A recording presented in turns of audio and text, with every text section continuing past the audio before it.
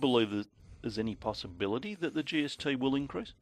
Well, that is largely in the hands of the states, but I'd say this about the GST. If you were to increase the GST, then I think the Australian people would reasonably and legitimately expect to have their taxes cut in other areas, particularly in income tax, but also in things like stamp duty and payroll tax and land tax and things like that. The other thing is, if you put the GST up, then in the welfare area, you've also got to increase the compensation for those on low income. So it doesn't come without a welfare cost as well. That's out of your budget. That's right. And then you've got the reason you have to also cut income tax is otherwise people have a greater incentive to stay on welfare because the welfare payments are higher and the taxes remain high. So why would people then go and work? So it's not as simple, I think, as just you whack the tax up and states can go and spend a whole bunch more money. I think what taxpayers want us to do is spend better, spend more targetedly, and ensure that we're doing better with the money that we have. And I don't think they want more taxes to fund a spending addiction of governments. So you'd say if there's any increase in the GST, there has to be a reduction in income tax? I think that is the absolute contract. I mean, that's what the first contract was, and I think the Australian people are a little cynical because the states welched on the first round of the GST in terms of the taxes that were supposed to go.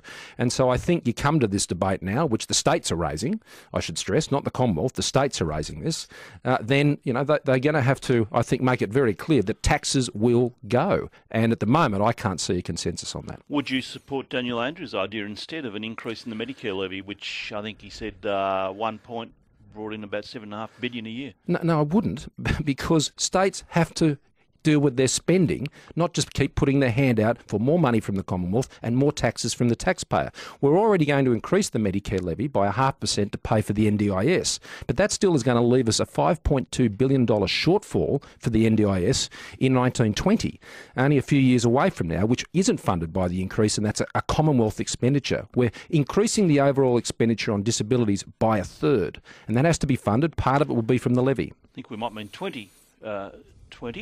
If there was to be, the GST went from 10 to 15%, as Mike Baird has suggested, how much would you have to increase welfare payments? Well, no, we haven't done any modelling on that, and I mean, I don't think there's anything approaching a situation where that would be done. But I mean, I simply outlined the principle. It's just not a fact of whacking up a tax and then sending a big cheque to the states to spend as they wish. And I think the public expects us to get bet on dealing with the savings and the expenditure before we go and hit them for more taxes. Your speech on housing, well, what's the point of it? How much are we spending on public housing? Well, we're spending on housing assistance overall, which includes public housing, around over $10 billion a year. The Commonwealth spends over $6 billion. Most of that is in Commonwealth rental assistance.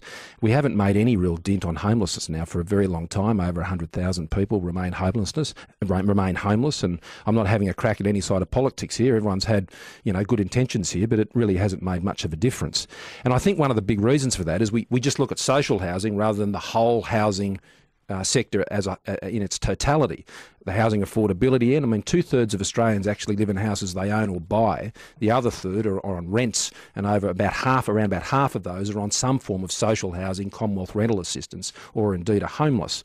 So you need to look at the whole issue. You need to ensure you've got strong supply, but the way that you deliver the social housing support doesn't lock people in to social housing, because it can be quite an incentive to remain in social housing. You want to actually have people bouncing out of the system, not remaining trapped in it.